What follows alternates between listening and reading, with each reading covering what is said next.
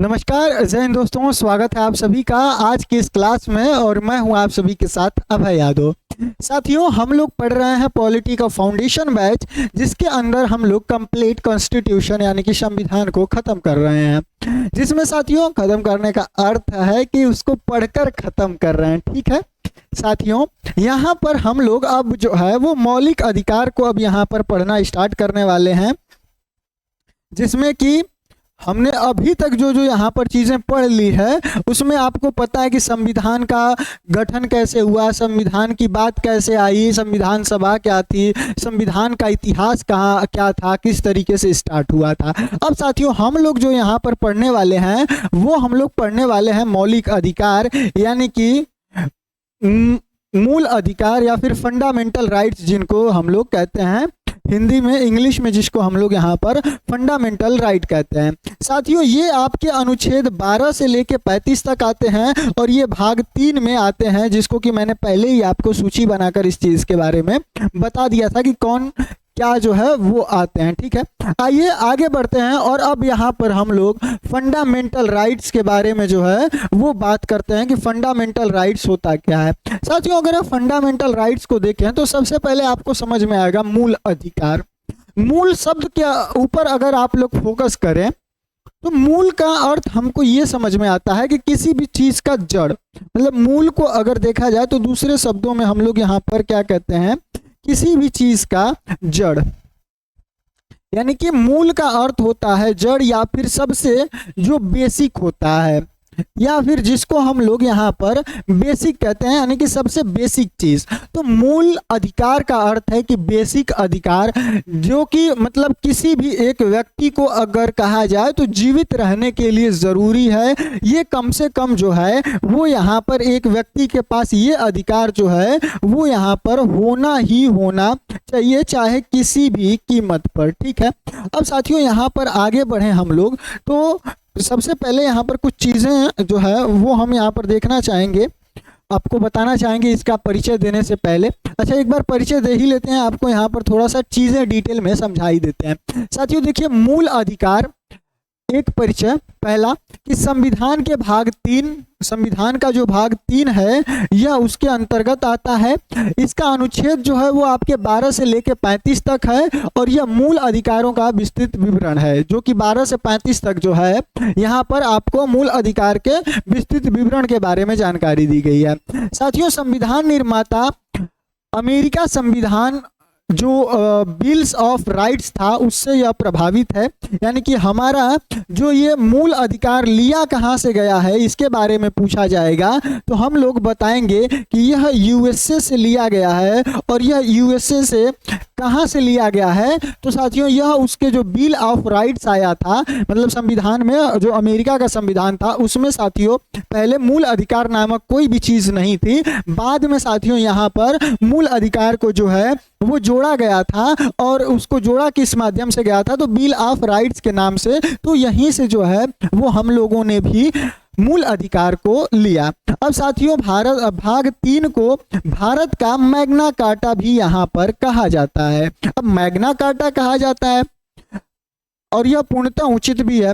तो सबसे पहले तो हम लोग ये समझेंगे कि भैया मैग्ना कार्टा कहा जाता है तो ये आखिर मैग्ना कार्टा जो है इसका क्या अर्थ है, मैग्ना कार्टा क्या होता है। ठीक है, तो हम लोग साथियों इसको भी यहाँ पर समझने का जो है वो प्रयास करेंगे पहले कि मैग्ना कार्टा का अर्थ क्या होता है, मैग्ना कार्टा क्या होता है। तो साथियों इसको थोड़ा सा हम लोग यहाँ पर समझते हैं। देखिए जो मैग्ना कार्टा है, एक समय था साथियों, सबसे पहले जो बात करें कि मूल अधिकार जो है ये इसका उदय कहाँ से हुआ, मूल अधिकार नामक जो है वो चीज़ कहाँ से आई, मूल अधिकार की मतलब किसी के दिमाग में ये चीज़ आई होगी तभी तो यहाँ पर मूल अधिकार नामक कोई चीज़ जो संविधान में जुड़ी है या फिर जो लोगों को अधिकार है वो यहाँ पर जो है वो दिया गया है। तो साथियों सबसे पहले यहाँ पर जो मूल अधिकार है यह आपके 15 जून, ठीक है, 15 जून 1215 ईस्वी के अंदर, 1215 ईस्वी के अंदर एक साथियों राजा हुआ करते थे, एक राजा हुआ करते थे और जिनका नाम यहाँ पर साथियों राजा थे जिनका नाम यहाँ पर जॉन था, राजा जॉन। ठीक है। तो एक राजा हुआ करते थे जिनका नाम था राजा जॉन, और इन्होंने ही 15 जून 1215 ईस्वी को साथियों पहली बार यहाँ पर मैग्ना कार्टा शब्द का, यानी कि मैग्ना कार्टा नामक जो है एक शब्द दिया था, और इसका अर्थ जो होता है वो होता है कि मतलब कि कोई बहुत ही भव्य चीज या फिर कोई बहुत ही महत्वपूर्ण चीज, मैग्ना कार्टा का। तो यहीं से इन्होंने वहाँ के लोगों को यह सुविधा दी थी, और यह कहाँ के थे, तो ये ब्रिटेन के जो है वो राजा थे। 1215 ईस्वी में ये अधिकार जो है ये यहाँ पर दिए थे। ठीक है, आई होप आप सभी लोगों को ये सारी चीजें अच्छे से समझ में आ रही होंगी। अब साथियों इसके बाद फ्रांसीसी क्रांति होती है। फ्रांसीसी क्रांति कब होती है साथियों, तो जो फ्रांसीसी क्रांति आपकी होती है वो 1789 में साथियों यहाँ पर फ्रांसीसी क्रांति होती है। फ्रांसीसी क्रांति जो है वो यहाँ पर होती है। ये तो हमने गलत लिख दिया,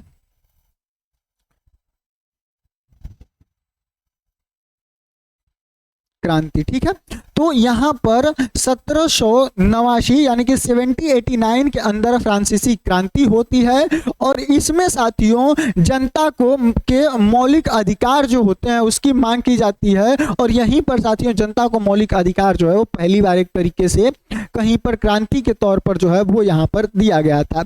इसके बाद साथियों जो अमेरिका है, अमेरिका के अंदर साथियों 1791 के अंदर, कब, तो 1791 के अंदर यहाँ पर जब इसका जो है यूएसए में संविधान था वहाँ का, तो उसमें साथियों एक बिल लेके आया गया यूएसए के अंदर, और उस बिल का नाम था bill of rights. Bill of rights. और इसी के माध्यम से साथियों यहाँ पर, इसी के माध्यम से पहली बार जो है वो संविधान के अंदर, कहाँ पर, अमेरिका के अंदर साथियों संविधान में इस चीज को दिया जाता है, यानी कि मौलिक अधिकार को साथियों यहाँ पर दिया जाता है। तो आई होप आपको ये सारी चीजें यहाँ पर समझ में अच्छे से आ गई होंगी। ठीक है, अब यहाँ पर साथियों बढ़ते हैं आगे, और अब यहाँ पर हम लोग जो है वो बात करेंगे कि जो मौलिक अधिकार है वो क्या होता है। अच्छा देखिए, मैं पिछले दिनों कई बार जब क्लासेस रिकॉर्ड करता हूं तो होता क्या है कि मेरी जो वीडियोस हैं इसमें क्या कहते हैं, कभी मैं साउंड भूल जाता हूं, कभी मैं कुछ भूल जाता हूं, इसलिए इस बार फोकस करके एकदम सारी चीज़ें अपने मॉनिटर के सामने मैंने रखा हुआ है। मॉनिटर को इस बार सामने लगा लिया है कि जितनी भी चीज़ें होंगी, गतिविधियां होंगी, उनको थोड़ा सा ध्यान पे रखेंगे। ठीक है, तो आप लोग डिस्ट्रैक्ट ना होइएगा कि मैं बार बार यहाँ पर कहाँ पर देख रहा हूँ। ठीक है, चलिए आगे बढ़ते हैं साथियों, और अब यहाँ पर हम लोग बात करते हैं आगे चलकर कि यह पूर्णतः जो है वो उचित था। आई होप आपको समझ में आ गया होगा कि इसको भारत का मैग्ना कार्टा जो है वो यहाँ पर क्यों कहा जाता है। ठीक है, तो ये तो आपको डिटेल में समझ में आ गया। साथियों इसमें एक लंबी व विस्तृत सूची है जो न्यायोचित मूल्य अधिकारों का उल्लेख करती है, यानी कि ऐसे अधिकार जो कि हर व्यक्ति को यहाँ पर मिलने चाहिए उसका इस सूची में उल्लेख होता है। और विश्व के किसी भी देश में साथियों, अमेरिका में भी नहीं, अपना विस्तृत विवरण नहीं मिलता है। यानी कि जो भारत का संविधान है उसी के अंदर साथियों एक न्यायोचित सूची मिलती है जिसके अंदर डिटेल में साथियों, डिटेल में यहाँ पर सारी चीजें जो है वो लिखी गई हैं, डिटेल में है। लेकिन यहाँ पर जो है आप विश्व के किसी भी, अगर जो क्या कहते हैं कि संविधान को उठाकर देख लें विश्व के किसी भी देश के, तो वहां पर साथियों इस तरीके से जो है अमेरिका का भी अगर आप उठाकर देखें तो वहां पर भी विस्तृत विवरण जो है वो यहाँ पर नहीं मिलता है। अब साथियों आगे बात करते हैं कि मूल अधिकारों का तात्पर्य क्या है, यानी कि ये जो मूल अधिकार है इसका अर्थ क्या है, मूल अधिकार का तात्पर्य क्या है। तो मूल अधिकार का अर्थ है कि बिना किसी भेदभाव के हर व्यक्ति के लिए एक गारंटी, जिसमें कि समानता की गारंटी हो, सम्मान का गारंटी हो, राष्ट्र हित व राष्ट्रीय एकता को जो है वो सम्मानित रखे, उसकी जो है वो गारंटी हो। यही आपके जो है वो यहाँ पर मूल अधिकार का तात्पर्य होता है।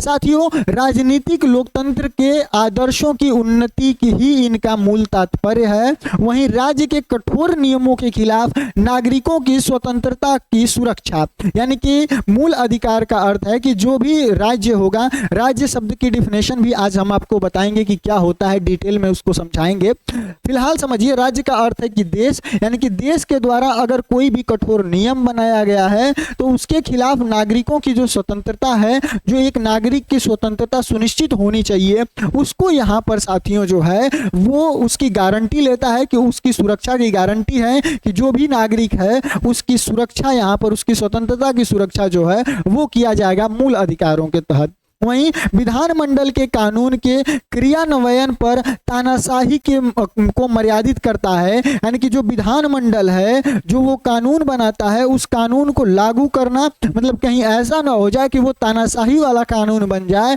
ऐसा ना हो जाए कि लोगों के जो मूल उद्देश्य है, मतलब जीने के लिए जो मूल जरूरी चीजें हैं वो यहाँ पर डिस्टर्ब हो, तो इसको मर्यादित करता है, यानी कि यह कंट्रोल करता है। वहीं साथियों, इसका उद्देश्य है कि कानून की सरकार बनाना, न कि व्यक्तियों की, यानी कि इसका जो मूल अधिकार का उद्देश्य है, इसका उद्देश्य यही है कि कानून की सरकार हो, यानी कि जो रूल है, जो लॉ है, उसकी सरकार हो, किसी भी व्यक्ति की जो है वो सरकार यहाँ पर न हो, व्यक्तियों की सरकार न हो।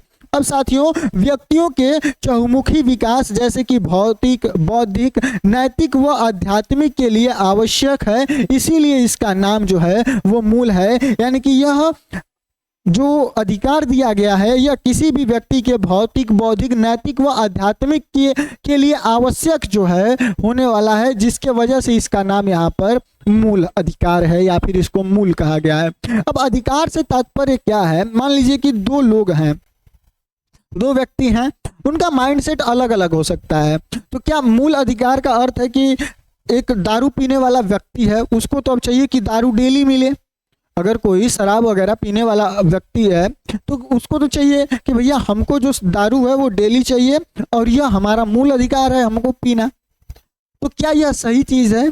तो देखिए, आप सभी को पता है कि यह सही चीज़ नहीं है। तो साथियों, जो डेफिनेशन है अधिकार की वो कुछ इस प्रकार है कि जो अधिकार है वो व्यक्ति के जो विवेक है उस पर आधारित होता है, उसके मांग है, मतलब कि व्यक्ति के विवेक पर आधारित मांग है, जिसे जो समाज है वो यहाँ पर स्वीकार करता है और राज्य जो है उसको लागू करता है। यानी कि मूल अधिकार क्या है? तो विवेक पर आधारित, यानी कि व्यक्तियों के विवेक पर आधारित मांग है जिसको समाज एक्सेप्ट करे। यानी कि ऐसा ना हो कल के दिन कि कोई व्यक्ति, मान लीजिए कि कोई दारू कहे कि दारू जो है वो लीगल होना चाहिए, क्योंकि कोई व्यक्ति है जिसको दारू बहुत पसंद है तो वो तो कहेगा कि ये हमारा जो है वो मूल अधिकार है इसको पीना, या फिर उसकी मांग हो तो क्या उसको वो देना चाहिए। तो देखिए, दारू आपको पता है कि समाज में अगर देखा जाए तो समाज में इसकी जो एक्सेप्टेंस है वो यहाँ पर नहीं है किसी भी प्रकार से। तो इसलिए साथियों, यहाँ पर जो दारू है वो किसी भी व्यक्ति का मूल अधिकार यहाँ पर नहीं हो सकता है। मान लीजिए जुआ जो है, कोई कहे कि वो बहुत बड़ा जुआरी हो तो वो कहे कि भैया हमारा जो अधिकार है जुआ खेलना है, मतलब हमको राइट्स मिलना चाहिए जुआ खेलने का, तो क्या यहाँ पर उसको वास्तव में राइट्स मिलना चाहिए जुआ खेलने का? कोई एक व्यक्ति उसको बहुत ज़्यादा पसंद है तो वो उसकी पसंद हो सकता है, लेकिन अगर आप ओवरऑल समाज में इस चीज़ को देखें, पूरे समाज में इस चीज़ को देखें कि क्या यहाँ पर जुआ खेलना सही चीज़ है, समाज से पूछें तो कोई भी इसको सही नहीं ठहराएगा, अर्थात यह सही चीज़ नहीं है, तो ये आपके अधिकार नहीं हो सकते हैं। वहीं अगर यह बात निकल कर आ जाए कि क्या जो शिक्षा है, जो यहाँ पर शिक्षा है, अच्छा साथियों, मैं एक वीडियो देख रहा था, मतलब मिस्टेक सबसे होती है लेकिन कुछ छोटी छोटी चीज़ों पर नहीं होती है, या फिर उन लोगों को ध्यान रखनी चाहिए उन छोटी छोटी चीज़ों का जो कि बहुत ही बड़े स्तर तक पहुंच गए हैं। जैसे कि एक न्यूज़ एंकर है, मैं नाम नहीं लूँगा भैया, इस समय बहुत बड़े बड़े मानहानि के केसेस हो जा रहे हैं, तो वो जो है वो शिक्षा शब्द को यहाँ पर लिख रही थी और उन्होंने शिक्षा को ऐसे लिख दिया था, मतलब वो ज्ञान भी टीचरों पर दे रही थी और उन्होंने शिक्षा को कुछ इस तरीके से लिख दिया था, और बाद में इसका साथियों बहुत ट्रोलिंग भी हुई। तो मतलब पता नहीं किस तरीके के एंकर्स हैं जो कि यहाँ पर पहुँच गए हैं और उनको जो है इतनी बेसिक सी भी नॉलेज नहीं है कि स्र होता है कि श होता है। ठीक है, तो देखिए अगर मान लीजिए कि इसीलिए शिक्षा साथियों सबसे इम्पोर्टेंट है, तो मान लीजिए कि कहीं ये सवाल उठे, कोई व्यक्ति कहे कि शिक्षा इंपॉर्टेंट है, मान लीजिए मैं मांग करता हूँ कि शिक्षा जो है वो सबको मिलनी चाहिए, तो अगर आप इसको समाज के नज़रिए से भी देखें, ओवरऑल देखें, तो आपको लगेगा कि हाँ ये सही है, समाज में इसकी एक्सेप्टेंस है, तो आप जो है वो ये आपका अधिकार है। यानी कि ऐसा मांग जो कि किसी व्यक्ति के विवेक पर निर्भर हो, किसी व्यक्ति के विवेक के द्वारा उस चीज को मांगा जा रहा हो और जिसका एक्सेप्टेंस साथियों यहाँ पर समाज के अंदर भी हो, यानी कि समाज भी उस चीज को स्वीकार कर रहा हो और फिर उसको यहाँ पर जो राज्य है यानी कि जो देश है वो इस चीज को लागू करे, यह आपके अधिकार होते हैं। तो जो बेसिक यहाँ पर अधिकार की आपको डिफिनेशन समझ में आई वो यही आई कि किसी भी व्यक्ति के विवेक से, मतलब विवेक के द्वारा किया गया मांग जो कि समाज में एक्सेप्ट हो, जो कि समाज के द्वारा उसको स्वीकार किया जा सके और जिसे यहाँ पर राज्य लागू करे, उसको वह जो है उसी को यहाँ पर अधिकार कहते हैं। ठीक है, आई होप आपको यहाँ पर जो अधिकार की डिफिनेशन है, मैं इसको लिख नहीं रहा हूँ लेकिन ये आपको अच्छे से समझ में आ गई होगी। बाकी मूल क्यों कहते हैं, क्योंकि यह जो है वो चौमुखी विकास यानी ये चौतरफा विकास किसी भी व्यक्ति के जैसे कि भौतिक, बौद्धिक, नैतिक और आध्यात्मिक, इन चारों विकासों के लिए आवश्यक है। अगर किसी व्यक्ति का भौतिक विकास करना है, उसका बौद्धिक विकास करना है, उसकी नैतिक व आध्यात्मिक विकास करना है, तो उसके लिए जो कम से कम संसाधन चाहिए, जो कम से कम उसको आज़ादी चाहिए, उसी के लिए इसका नाम है मूल रखा गया है, यानी कि इसको मूल कहा जाता है। बाकी अधिकार की डिफिनेशन मैंने आपको समझा ही दी और उसकी एग्जाम्पल के तौर पर भी मैंने आपको उसको इजी वे में समझा दिया। तो आई होप आपको मूल अधिकार जो है वो यहाँ पर अच्छे से समझ में आ गया होगा, अधिकार भी समझ में आ गया होगा और मूल भी यहाँ पर समझ में आ गया होगा। अब साथियों आगे बढ़ते हैं और अब यहाँ पर हम लोग बात करते हैं कि भारत के संविधान के अंदर साथियों कितने तरह के मूल अधिकारों को जो है वो दिया गया है। तो साथियों भारत का जब मूल संविधान था तो उस मूल संविधान के अंदर साथियों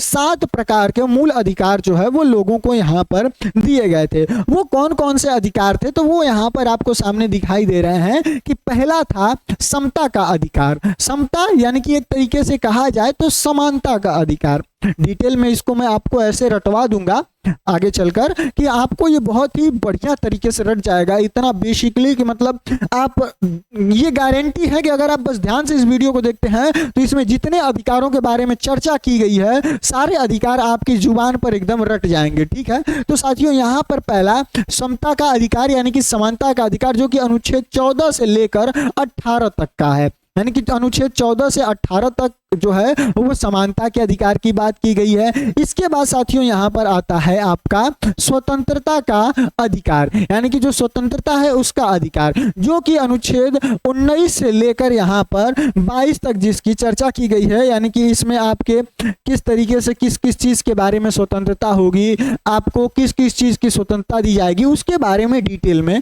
लिखित जो है वो चर्चा किया गया है। वही साथियों जो तीसरा अधिकार दिया गया है वो दिया गया है शोषण के विरुद्ध अधिकार जो कि आपके अनुच्छेद 23 और 24 के अंतर्गत यहाँ पर दिए गए हैं।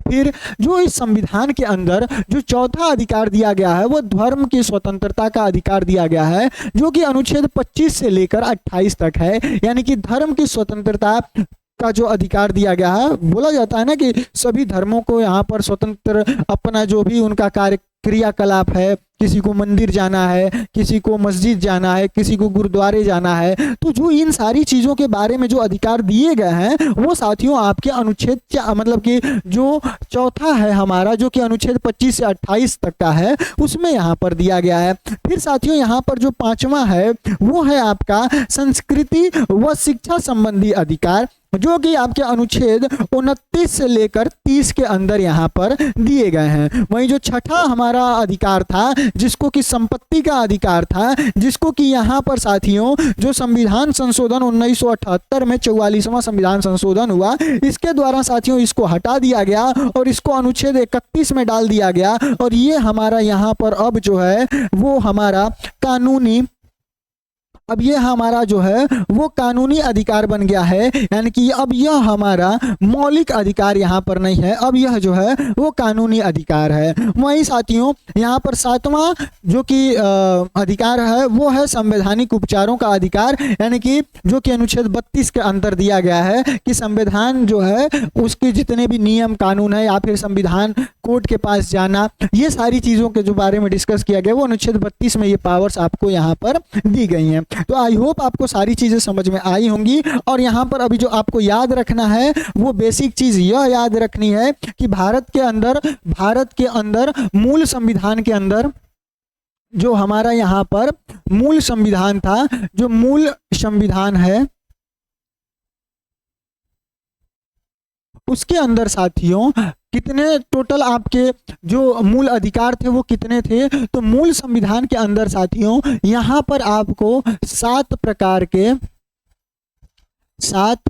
के आपको मूल अधिकार जो है वो यहाँ पर दिए गए थे, मूल अधिकार दिए गए थे। ठीक है, तो 7 प्रकार के आपको यहाँ पर मूल अधिकार जो है वो आपके यहाँ पर किसमें दिए गए थे? तो मूल संविधान के अंदर यहाँ पर 7 प्रकार के मूल अधिकार जो है वो यहाँ पर दिए गए थे, जिनकी संख्या अब यहाँ पर साथियों घट चुकी है। और यह अब घटकर कितनी आ गई है? तो यह घटकर अब यहाँ पर आ गई है जो वर्तमान स्थिति है। ये पता नहीं कलर आपको दिखाई देगा या फिर नहीं देगा, मैं कलर चेंज कर लेता हूँ, ये नहीं दिखाई दे रहा इतना सही। तो देखिए जो यहाँ पर अब यहाँ पर जो आपको अधिकार दिया गया है, रेड कलर ही वाइट कलर ले लेते हैं। ठीक है, तो जो यहाँ पर अब आपके वर्तमान के अंदर जो आपको मूल अधिकार प्राप्त हैं, वर्तमान जो मूल अधिकार हैं वो आपके कितने हैं? तो वो आपके यहाँ पर 6 जो है वो हैं 6, यानी कि 6 जो है वो आपके मूल अधिकार यहाँ पर दिए गए हैं, यानी कि अब बचे हुए हैं। ठीक है, कौन से संविधान संशोधन के अंतर्गत इसको हटाया गया था? तो साथियों यहाँ पर जो एक 44वां संविधान संशोधन किया गया था, 44वां संविधान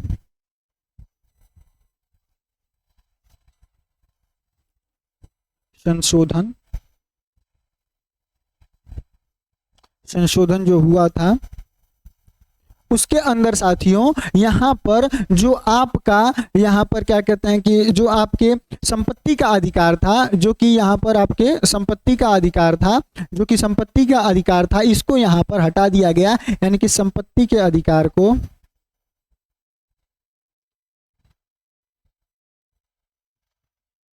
संपत्ति के अधिकार को मूल अधिकार की श्रेणी से जो है वो यहाँ पर बाहर कर दिया गया। ठीक है, तो 44वें संविधान संशोधन के द्वारा यह आपके जो 44वां संविधान संशोधन हुआ था उसके संशोधन के द्वारा इसको संपत्ति के अधिकार को मूल अधिकार की श्रेणी से बाहर कर दिया गया। तो अब आपके जो अधिकार बचे हैं वो टोटल यहाँ पर मिलाकर 6 अधिकार जो है वो बचे हुए हैं। अब साथियों इसमें विशेषताओं की बात करें तो मूल अधिकार को 3 प्रमुख विशेषताएं हैं। जो मूल अधिकार है इसकी 3 प्रमुख विशेषताएं हैं। पहली विशेषता है कि सभी के लिए उपलब्ध पर असमान रूप से, यानी कि जो मूल अधिकार हैं ये सबके लिए उपलब्ध हैं, लेकिन सबको एक बराबर यहाँ पर नहीं मिलेंगे। क्यों नहीं मिलेंगे? क्योंकि मैंने आपको पढ़ाया था नागरिक और यहाँ पर जो विदेशी होते हैं। तो साथियों कुछ यहाँ पर केवल नागरिकों के लिए, कुछ सभी व्यक्तियों के लिए, जैसे कि नागरिक, विदेशी, कानूनी व्यक्ति जैसे, और यहाँ पर कंपनियों के लिए, यानी कि कुछ ऐसे अधिकार होंगे जो केवल और केवल नागरिकों के लिए होंगे, कुछ ऐसे अधिकार होंगे जो सभी व्यक्तियों के लिए होंगे।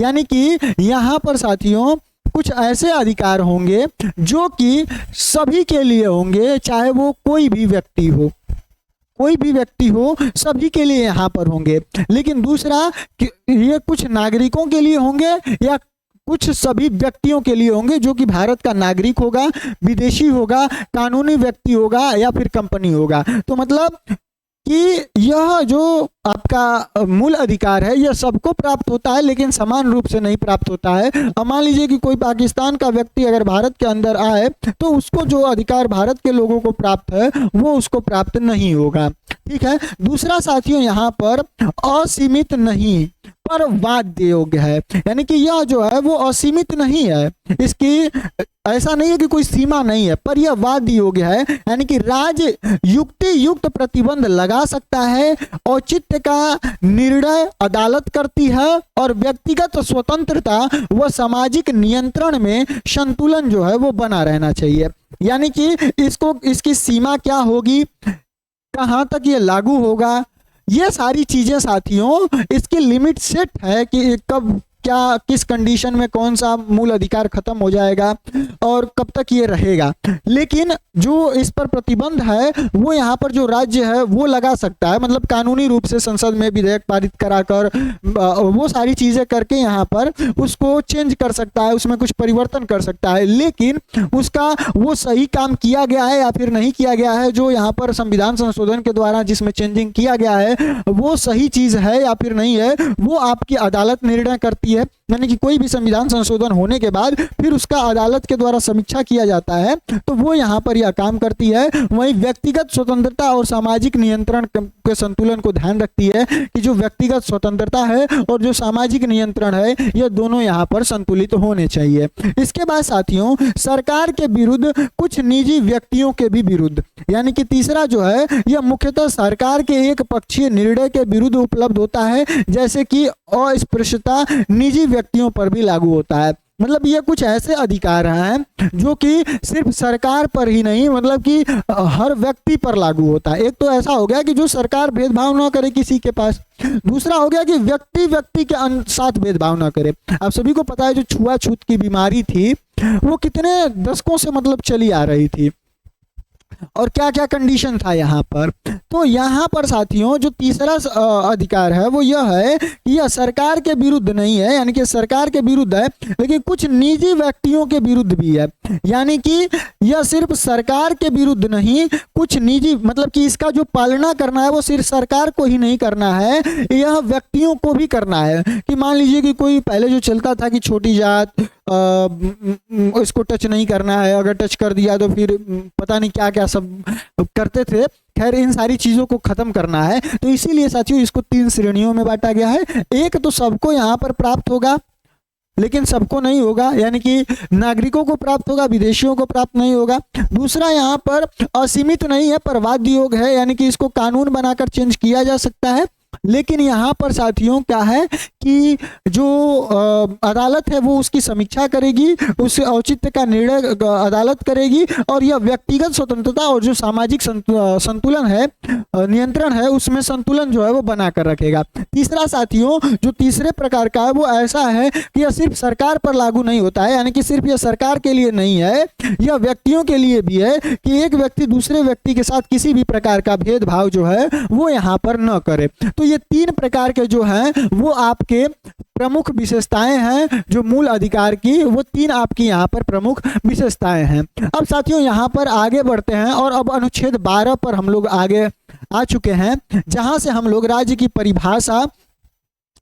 जो परिभाषा है इसके बारे में डिस्कस करेंगे कि जो राज्य है, राज्य शब्द का अर्थ क्या है, राज्य आखिर जो है वो हम लोग किसको कहते हैं। तो साथियों सबसे पहला है कि केंद्र सरकार व संसद। जो राज्य की परिभाषा है जो भाग 3 के प्रयोजन हेतु यहाँ पर दी गई है। पहला है कि केंद्र सरकार व संसद, यानी कि कार्यकारी एवं विधायी अंगों को संचालित करने वाली सरकार और भारत की संसद यहाँ पर क्या कहलाएगी, राज्य कहलाएगी। यानी कि अगर कहीं राज्य लिखा हुआ है तो इस राज्य का अर्थ कोई स्टेट नहीं है, इस राज्य का अर्थ है कि कार्यकारी या फिर जो विधायी अंग हैं उनको संचालित करने वाली सरकार और जो भारत की संसद है वो यहाँ यहाँ पर राज्य कहलाएगी। दूसरा, जो राज्य सरकार और जो विधानमंडल है वो भी यहाँ पर क्या कहलाएंगे, तो वो भी यहाँ पर आपके राज्य कहलाएंगे। यानी कि राज्यों के विधायी अंगों को प्रभावित करने वाली सरकार व राज्य विधानमंडल भी जो है उनको भी यहाँ पर राज्य कहा जाएगा। तीसरा साथियों, स्थानीय निकाय, यानी कि जो स्थानीय निकाय होंगे जैसे कि नगर पालिका हो गई, जो पंचायत हो गई, जिला बोर्ड हो गया, सुधार न्यास हो गया, ये सभी भी क्या कहलाएंगे, तो यह सभी भी क्या हैं, तो यह सभी भी यहाँ पर साथियों राज्य हैं। इन सभी को भी क्या कहा जाएगा, तो इन सभी को भी यहाँ पर हम लोग राज्य कहेंगे। वहीं साथियों, जो अन्य वैधानिक या फिर गैर वैधानिक प्राधिकरण है, यानी कि जो जैसे कि LIC हो गया, ONGC हो गया, जो सेल हो गया, SAIL, तो ये सारी भी जो है वो आपके क्या कहलाएंगे, तो ये भी आपके साथियों राज्य कहलाएंगे। यानी कि न्यायालय, जैसे कि उच्चतम न्यायालय भी हो गया आपका, कोई भी निजी इकाई जो राज्य की संस्थान के रूप में यहाँ पर कार्यरत हो वो भी इसमें शामिल है। यानी कि किसी भी प्रकार का ऐसा बॉडी जो कि एक मतलब कि इंडिपेंडेंट बॉडी है वो यहाँ पर राज्य कहलाएगा।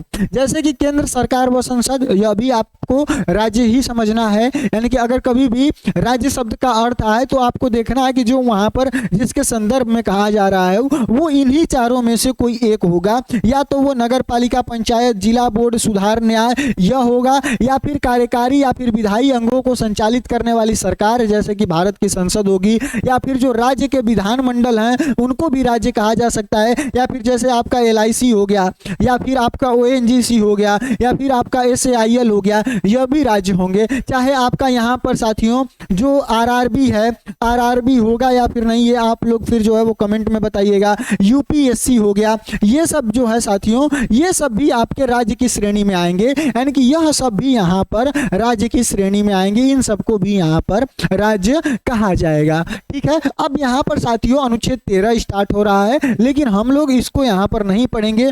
आज जो है वो हम लोग सिर्फ और सिर्फ यहाँ पर किन चीज़ों को देखे हैं, ज़्यादा से ज़्यादा राज्य की परिभाषा को हमने देखा कि राज्य किसको कहेंगे, राज्य क्या होता है, तो उसके बारे में जानकारी ली। इसके बाद हमने जो मूल अधिकार की जो 3 प्रमुख विशेषताएं हैं इसके बारे में समझा।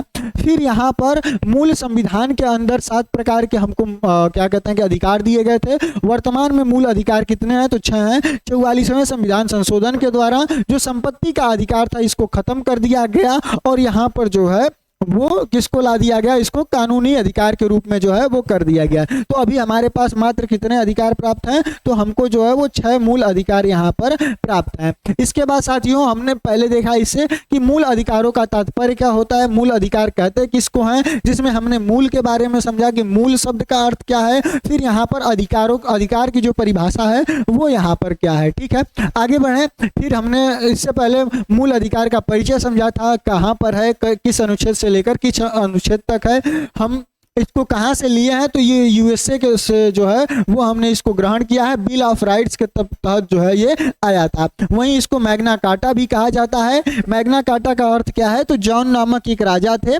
जिनके द्वारा साथियों वहाँ की जनता को एक अधिकार दिया गया था, कुछ बेसिक अधिकार दिए गए थे। और यहाँ पर जो मैग्ना कार्टा का अर्थ होता है वो होता है कि कोई मतलब एक तरीके से बहुत भव्य चीज़ जो है, जो बहुत ज़रूरी चीज़ है वो यहाँ पर देना। तो उसी के बारे में यह कब दिए थे, तो 15 जून 1215 ईस्वी को इसको दिए थे। 1789 के अंदर फ्रांसीसी क्रांति में भी इसकी मांग की गई थी, और बाद में 1791 में USA ने बिल ऑफ राइट्स के थ्रू जो है वो इसको अपने यहाँ शामिल किया था। तो आई होप आपको ये सारी चीज़ें जो हैं वो बेहतर ढंग से समझ में आ गई होंगी। बाकी ये हमारी पहली क्लास थी। मूल अधिकार को ख़त्म करने में डिटेल में हमको कम से कम 3 से 4 क्लासें लगेंगी, उसको हम यहाँ पर धीरे धीरे जो है वो ख़त्म करेंगे, क्योंकि डिटेल में इसको समझना है, कोई जल्दी नहीं है। बाकी क्लास कैसी लगी कमेंट सेक्शन में ज़रूर बताइएगा। कोई अन्य सुझाव हो तो उसको भी जो है वो ज़रूर रखिएगा। ठीक है, मिलते हैं कल की क्लास में, क्योंकि आज समय जो है वो थोड़ा हमने ज़्यादा ले लिया, क्योंकि दिक्कत हो गई थी जिसके वजह से आज मॉनिटर का सेटअप वगैरह चेंज किए, हम थोड़ा साइड में ला कर रखे ताकि हमको जो है वो बार बार दिक्कत ना हो। क्योंकि मैं मतलब आपकी क्लास को 1-2 बार, कई बार ऐसा हुआ है कि मैं रिकॉर्ड किया हूँ, उसमें वॉइस नहीं आ रहा था। अब लाइव रहता तो पता चल जाता, और इसमें जो है वो पता चलता नहीं है। तो इसके वजह से अब मैं इसको सामने रखा हूँ ताकि जो है मैं सारी चीज़ें यहाँ से देख सकूँ कि सही चीज़ चल रही है या फिर नहीं। ठीक है, मिलते हैं कल की क्लास में। जय हिंद, जय भारत।